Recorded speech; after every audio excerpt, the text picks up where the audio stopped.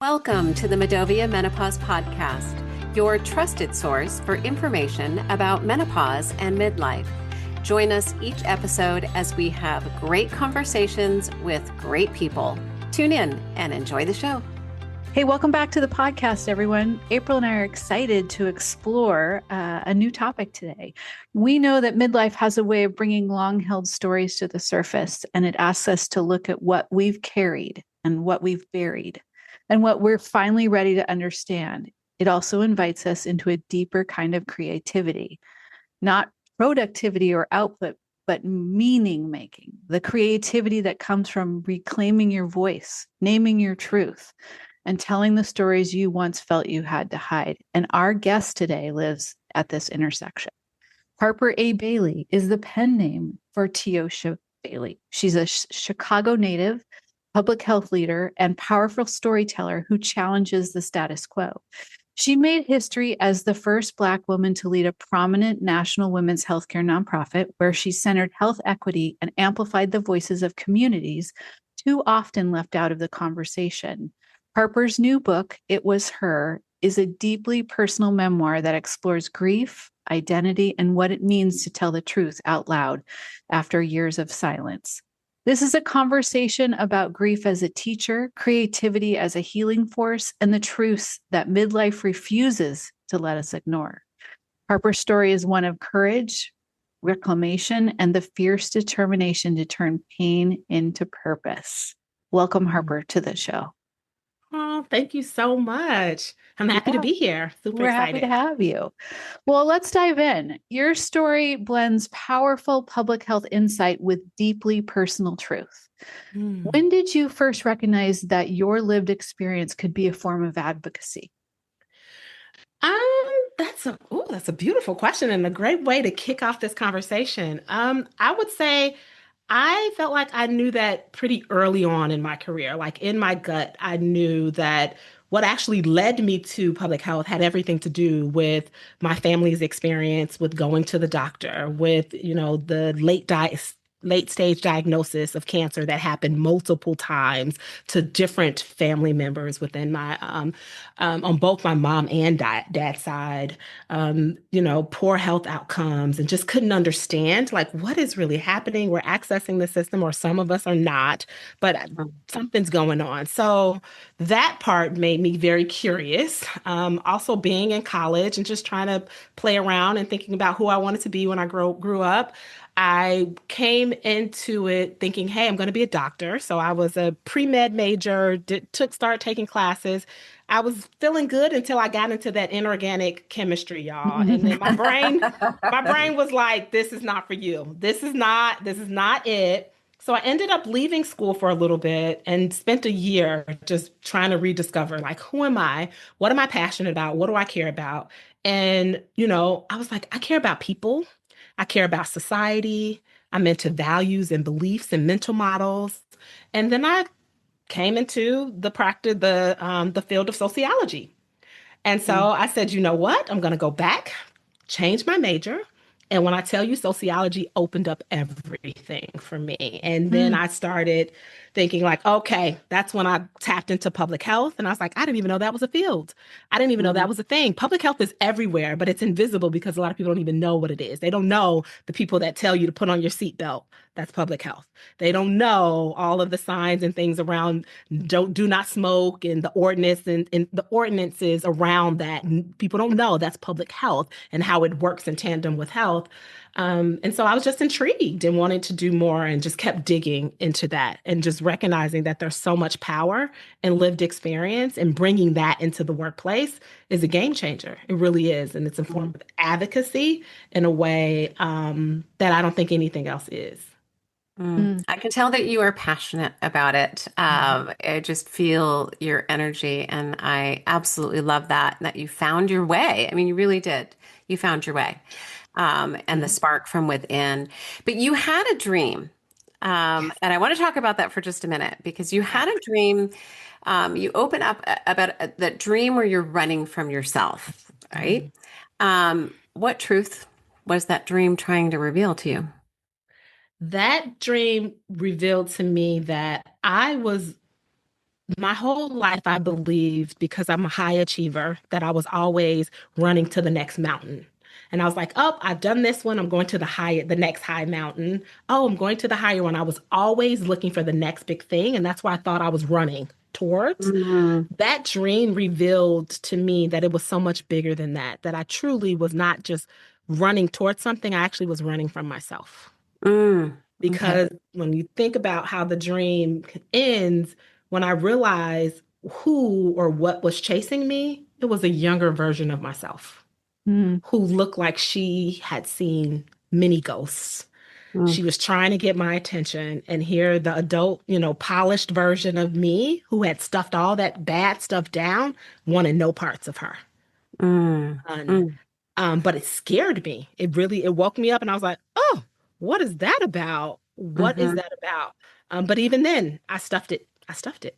I was just yeah. like, okay, dreams, they happen, but are they really coming to tell me something for real? Mm. Um, and it Did, was did you trying to get my stuff? attention. Did you stuff the dream, or did you stuff the dream and the past? And I'm gonna just take the liberty here to say emotions that hmm come with the past. hmm hmm You It stuffed was both. all of it. So what I knew before the dream is that, and what I had learned growing up is that bad things happen to everybody, right? Bad things happen to good people, and bad things happen to bad people. That's just how I was raised. And so, hey, bad things happen. You scrape your knees, you get up, you clean yourself off, and you keep going. That's all I knew. I didn't learn the tools to be able to say, okay, that thing happened to me. It knocked me down. How did it make me feel?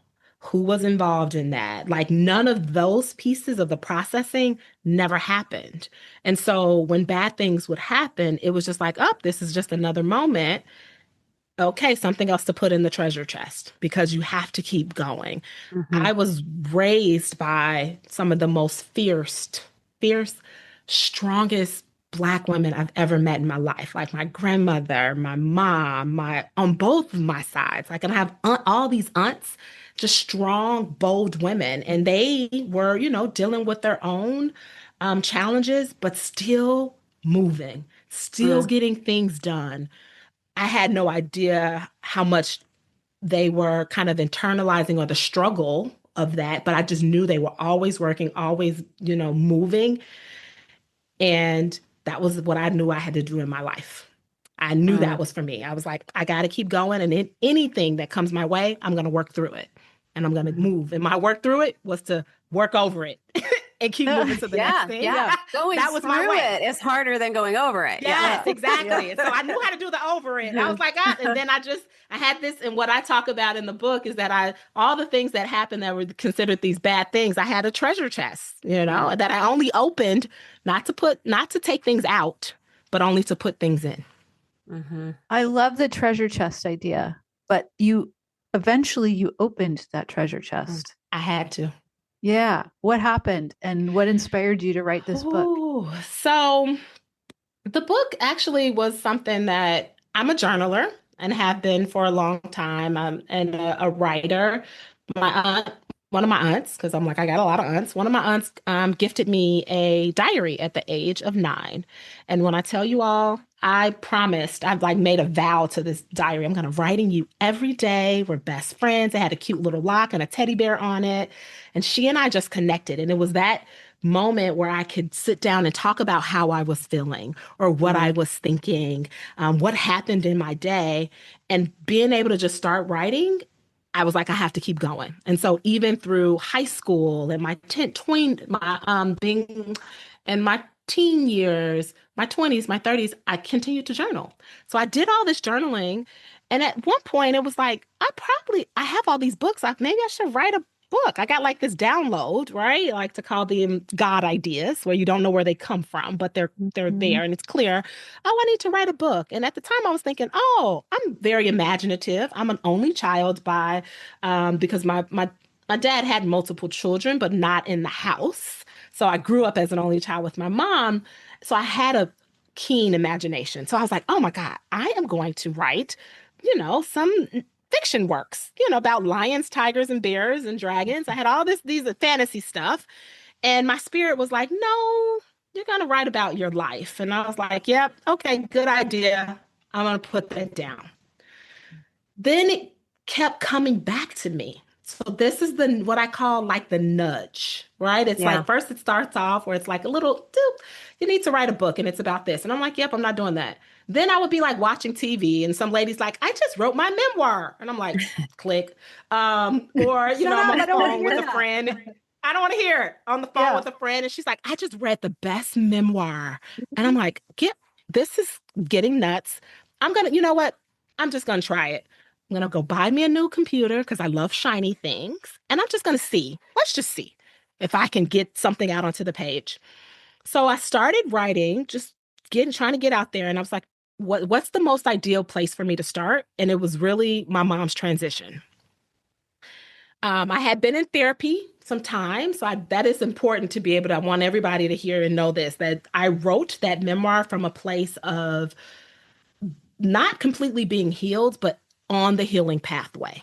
Mm. Right. So I wasn't speaking to, as Dr. Gertrude says, I wasn't speaking from the scar. I mean, from the wound, I was speaking from the scar, if Mm. that makes sense. Okay. Right. Hmm. So I had had some time to process the things that have happened that I talk about in the book. I've had some level of like understanding and perspective around those things when I embarked upon this process. So here I am, like, I'm still in therapy, talking about my mom and all of that.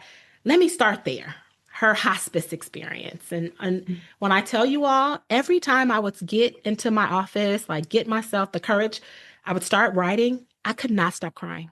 Mm. I like the tears like just kept pouring and I just would be like typing and crying and typing and crying.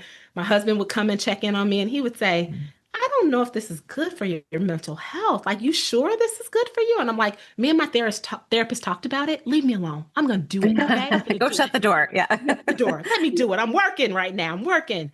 And about like 2 months after that, I had maybe 4 or 5 pages of a chapter. I closed it because I just was like, I felt like I was reliving her leaving me Yeah. over and over and over again. So I closed it 6 months later. So I was done with that book, just so you all know, like done. I woke up, another dream. I woke up and I screamed. I said, I will do it. Mm. I'm gonna do it. My husband's like, what is happening? And I said, oh my God, oh my God, oh my God. I said, you want like I can't believe this, but I just got into a fight with the ancestors and I lost. And I have to write this book. I do Mm. not know how I'm going to write this book, but I Yeah. know that I have to write it. It was in the month of February. My birthday's in February. I celebrate the whole month. I am a person that's all about like the me season. Yeah. So I hadn't decided what I wanted to gift myself yet. And I decided to gift myself a weekend away at my favorite hotel downtown in the city, just do a staycation. And the goal was to walk away with an outline for the book. And when I tell you all, by the time I checked out Sunday afternoon, I had the full outline in my hand. Mm. I was so like, I can't believe that this story it was already here. It was in Hmm. me. It Hmm. was in me. It was Wow. just I needed to get in the right headspace, make the decision to do it, and Yeah. just lean in. And what you all see in the book now, it follows the outline. Some chapters have moved, but Wow. when I tell you, I had the book in my hand in Wow. February of 2024. It sounds like, in the beginning, you needed to grieve. You Hmm. couldn't write until you were able to grieve, Yeah. because you shut that away in the treasure chest, right? um, and you reopened it, and you talk a lot about grief I do. in your book, and I'm wondering. I mean, you've noted this a little bit in your story, but I'm wondering um, what grief has taught you that Mm. nothing else in your professional or personal life ever could. What lesson? What's the lesson learned here? I think that grief taught me many things. One, that the very thing that breaks you down, right? That takes the wind out of your sails or takes the for my mom, when she left me, and I said it and that's me talking at the time, right? We're talking 12, 13 years ago. I felt like an orphan. She was she left me. That I was alone. And it it actually processing her transition, it cracked me open. It cracked me open and it actually gave me a moment. And it was a moment in time where I was like, you know what? I'm sad. I feel it. I get it. But I'm not only grieving my mom, I'm actually grieving many other things that I have not processed. Her transition was just so big in my life because she was such a force in my life. And so she was such a big boulder where I couldn't even see that there were other things that I had been grieving or other people or situations that were unresolved that made the carrying of that grief of her even heavier. So it was like the cumulative grief had knocked me down. And so once I was able to get to a place to process it, go back. Grief actually, I think the lesson is grief actually took me back to the start so that I could return back to myself.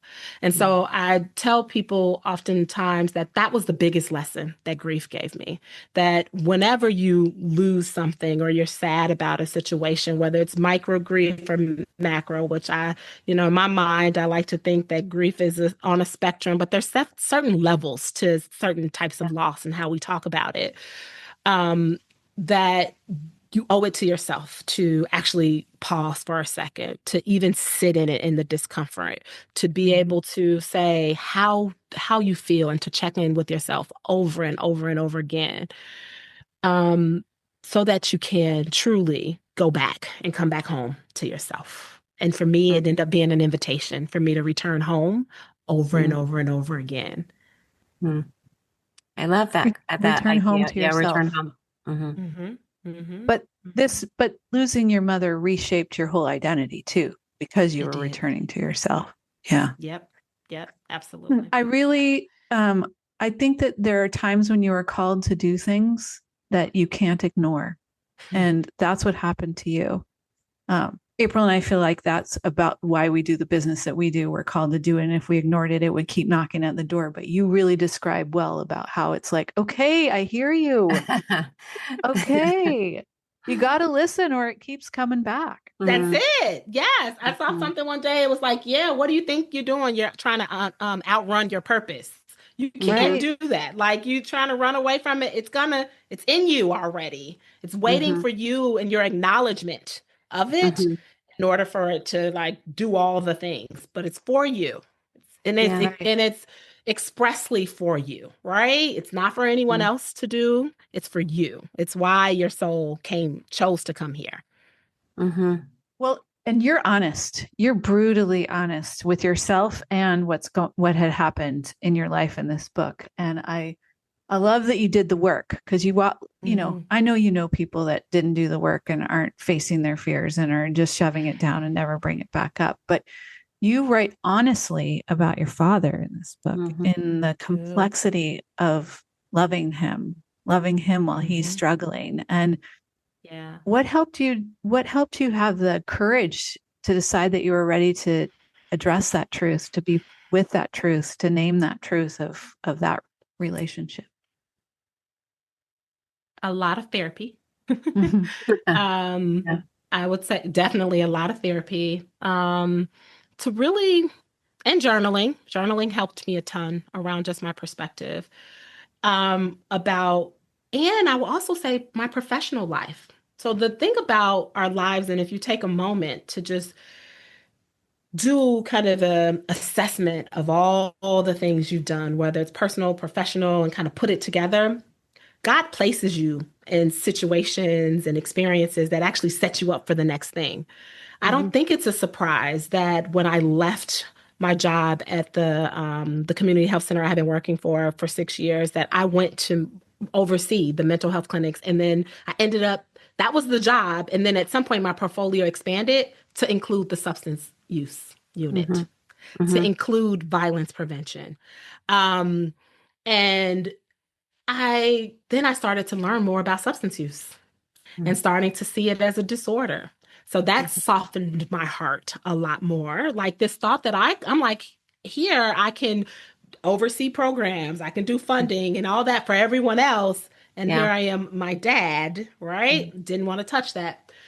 And so I think the real reckoning for me, because I tried to rush through when my mom transitioned as quickly as she did, I was like, I only have one more parent here. Me and my dad had been not estranged. I don't want to say that, but not close. We Yeah. would have calls every now and then. I would see him at family functions.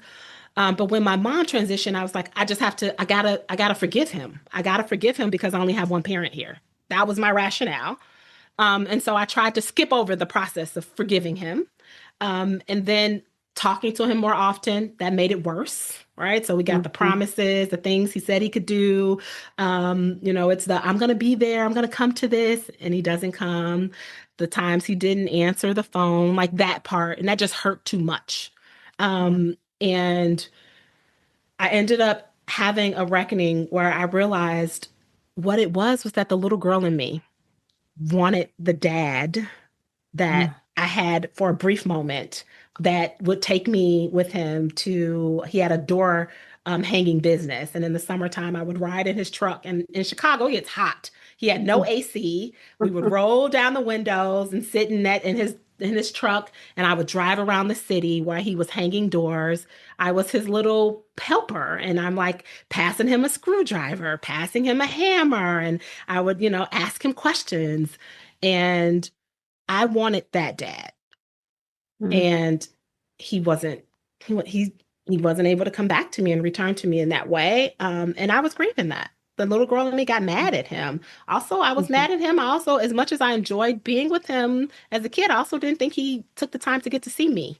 He didn't ask Mhm. me what my favorite color was. He didn't want to know like who I was and how my day went, but it had everything to do with how he was raised.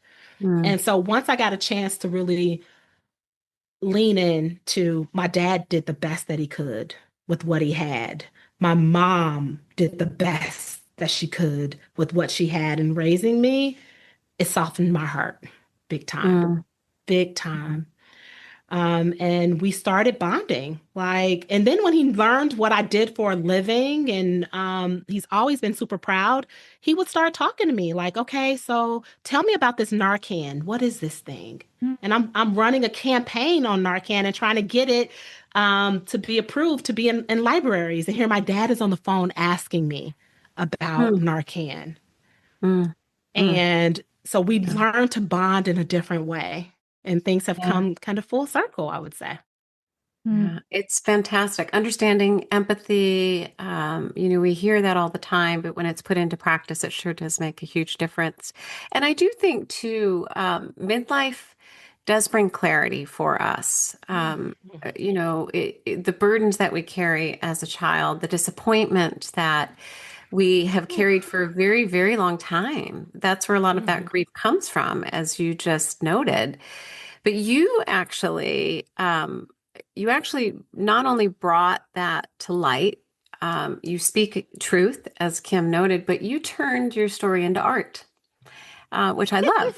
Yeah, You turned it yeah, into yeah. something that can help heal other people. So it's that ripple effect, and Yes. it's a joy to see that. When did you realize that creativity could be a form of medicine? I would say as a kid, just not as a medicine. Well, maybe because again, I felt lighter every time I started to write. So I could go in, if I had a bad day at school, if I came home and started like writing and, starting to get creative and doing things, always felt better after doing that, and so I knew there was something in that piece. Also, I am a fan of music, different genres and all of that, movies, different kind of mediums of art, and that's creativity, at its best. it has something about that connection between the lyrics and the music and how it makes you feel. You know Hmm. that it has healing powers, right? When you think about that movie that really touches you, where it's someone else's story, or even if it's fictional, but you see a piece of yourself in it, and it makes you think about who you are and what's going on and re-examine kind of your life. I think that's a form of healing, and knowing that creativity that led to something that got out to people, it has the ability to be able to make change. Yeah. Art is beautiful. We Mhm. can't take arts out of Cannot. schools, by the way. Just side note, like it's so important. Yeah. You're not Uh, wrong. it, it You're is not wrong. so important for our well-being and our healing. You Yes. talked about various mediums of art, just on paper and writing and music and color and movement. I mean, there's so many various mediums of art that are healing. I think it's different for everyone, but the movies, crying at the movies and tugging at Yes. your heart Oh is my gosh. healing as Mm-hmm. well, right? Mm-hmm. Absolutely. What do you think is the biggest misconception about healing that you wish that midlife women Mm-hmm. would release themselves? Because I think we do hold it in, and we talk about midlife being this turning point, and it is and it can be, but not for everyone. Yeah. What do you think? I think the biggest misconception is that everybody doesn't hold the belief that healing is possible for themselves, right? Sometimes you can see healing in someone else. You read about it and you're like, oh my God, good for them, they changed their lives. Or you read that book, you're like, oh my God, she got through all of that. That is so rad, I'm happy for her. But then when it comes to you, you'll be like, I don't, that's not for me, that's not my life. That whether it's not possible. And what I say to that is, and I'd like to put this out here, and I think it's part of my soul's purpose, is to remind everyone that wholeness is our birthright. Mm. Mm, Okay, Okay. say that That again, Harper. Say it again yeah. louder. whole Yes, wholeness is our birthright. And what I mean by that is that we all came into this life whole, Right. whole in every way, perfect in every way. Whether we knew it or not at the time, we were whole. We are whole. Life happens to us and comes at us fast, right? In different ways. And that can kind of put some, I would say, some chips in your armor, right? Kind of knock you down, if you will, that can Yeah. create some feelings of brokenness and not feeling like, you are who you are meant to be, or you just hurt. So this thought of like, how can I be whole when I'm hurting? You're still whole all Hmm. day, every day. None of us needs fixing. Do we need support and tools so that we can lean into the wholeness that is already ours? Yes. Um, you don't have to go and look into other people and other things for your wholeness. It's already in you. So this thought of, not saying that we don't seek out, we need tools, we need support, but I do think sometimes people feel like, or maybe not whether they know it or not, but that their joy comes from outside of them. I only feel joy from my kids. I only feel joy when this thing happens. And it's like, how can you become the joy? Mm.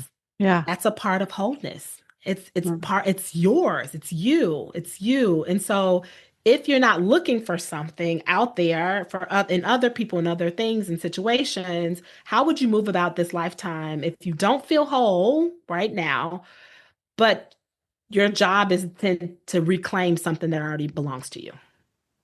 Yeah. Mm. Get to know yourself. It- Reclaim Yep. reclaim that. Listen, you did Yes. you did and are doing a ton of work, Mhm. but with therapy and writing the book and really working on yourself. And this that's scary for a lot of people to do. Oof. I Yes. mean, it's hard. It is Mhm. work. It's called work for a reason. It is. But you clearly have found yourself Mhm. as who you are and what your purpose is in doing this work. Mhm. Tell me what you know now that Mhm. you would not have known had you not done the work that makes a difference for you. Woo. So one of the things that you say, yeah, I have done the work, and I own that, and that the work is hard. I also believe not doing the work is also hard. Agreed. And Yeah. I think that's another myth that people are like, oh, healing is a lot of work. Oh, I got to go to therapy. I got to do all this. And I'm like, baby, you're already working. You're just working backwards. Okay. Yeah. Really we're, good we're, point. you're already working. We know how to work in this. If you're in this world, in this life at this time, you're working some way, some shape or form, right? Yeah. Life is going to require you to work. What healing and doing the work has taught me is that I'm one, and my therapist, I will say this too, I think it's so important. My therapist said to me when we finally, established some rapport and had multiple sessions, she shared with me, she says, I want you to know that what you're about to do is going to be hard. It's going to be really hard. It's actually going to get to a point where it's going to feel harder. Life is going to feel harder than it does right now in this moment, which kind of gave me pause because I'm like, I came to you Huh? to make it No, lighter. thank you. Like Yeah, I don't harder, want I harder. didn't come here Yeah. for hard. Where's Easy Street? I didn't come here for hard. Yeah. And she said, it's going to get harder. And then what's on the other side though is yours. And I'm telling you, it's worth it and you're worth it, is what she Mhm. said to me. She Mm. said, and so that promise kind of that she gave me that was kind of loose, but did something for me. And it was like, you know what? One thing I do know for sure is that I don't like and love every part of who I am today. I don't feel good about how I'm handling certain things. My heart is aching so much. My mom has it's been 5 years and I'm still crying like it happened yesterday. Yes, I'm still moving forward in life. I'm getting new jobs. I'm having a baby. Got a doctorate degree. Like I'm still progressing in terms of kind of the American dream and checking those boxes, but none of that is bringing me joy that's sustainable. Mm. I I hit the next accolade. I'm telling y'all, I'm happy for 5 minutes and I'm Mm. already ready for the next mountain. Okay. Mhm. That's a sign that something else is going on. Again, so when I say about seeking outside of yourself, that was the way that I did it through high productivity, through the You're a straight A next student. job. Yeah. Yes. Yes, I'm that. One thing I never was a straight A student. I got to tell y'all, I got to be honest. I'm not a straight A student. I was never that. But some people, it shows up that way. That's a great example. I'm sorry, Kim. I'm like, oh, that wasn't me, y'all. I don't want to be out here pretending like I had that. That wasn't me, but Well, I I mean, was the a hard concept, worker. the The Yeah. concept concept of of lies. You're good. You I want think to I just be. had a Yeah. moment where I was like, oh, I was not a good student. But that's okay. That's a story for another day. And yet here I am with the doctorate because I got myself Yeah. together. But I kind of pivoted. What I was trying to say was, remind me, what was the thing I was trying to say about that you are worth the work. That's the thing that I want people to know. That you're gonna work anyway. You're already working. Mhm. So Yeah. work in a way that actually gets you to back to yourself. Work in a way that actually helps you to, if you already feel whole, to maintain, right? And feel Mhm. good about that wholeness. If you don't feel whole, work in a way where you're getting to a place where you're reclaiming your wholeness. So again, it's that intentionality around the work yeah. is something that I just wanted people to walk away with in terms of and that's something that's important. But I also feel like that folks get discouraged by trying to move into doing therapy or trying different modalities because it's like it takes a lot of courage to be able to do Yeah. that in the work, but you're worth it. You're worth it. Mm. I think that you're worth it is a fabulous place for us to end the conversation because when we No. say that, I want to keep going. But you're worth it. You're worth it. You're worth it. You're worth it. You're worth it. I think we can't tell ourselves that Yes. enough. I mean, I journal too. I knew I liked you, Harper. But I write down an I am statement every single morning. And Mm-hmm. a lot of times it's worthy. Like just remind yourself that you are Ooh. worthy. Like you're worthy, you're worthy, you're worthy. So I think it's a great reminder for everyone. But we do have Yeah. one more question for you. You Yes. cannot leave without answering the question that we ask every single guest. Mm-hmm. And that is, what's the best piece of advice that you've ever received? Yes. So I would say the best piece of advice I've ever received, um, and by I received is just that it's a message that resonates with me, is a quote by Oprah, and it's, "You get in life what you have the courage to ask for." Mm. Mm. Oh, And it's something that I actually have typed it up on my computer and like printed it out. I put it on my laptop, it's on my mirror, like it's everywhere to just remind myself of Hmm. like courage. It's in me. That's also part of wholeness, right? Being able to trust yourself and know that yeah. whatever it is that's on your heart, you're able to do that thing. It's in you Yeah. to do that thing, but you gotta go for it. And by asking for it is like giving yourself permission to do it. It's the first ask, Hmm. right? And then you I love accepting it. it. Okay. Good. The next ask is whoever you need to ask to be able to help you do the thing, because we're Yeah. not meant to be alone. We are creatures that are very social. We crave connection, all of the things, right? So who else do you need to ask to be on this journey with you to do the thing that's on your heart, right? So it's multiple asks. It's not So just one ask. it's not Yeah. just one, but Yeah. the very first is the ask to yourself. And you Mm-hmm. never get what you want unless you ask for it. That's Right. right. That's So right. Right. Yeah. that's Yeah. great. There you go. So, Harper, where can people find you? Yes, so people can find me on harperabailey.com. I'm also on IG, Harper_A Bailey, and I'm there often kind of dropping nuggets, sharing a little bit about what I'm up to. I got a lot of fun things coming up.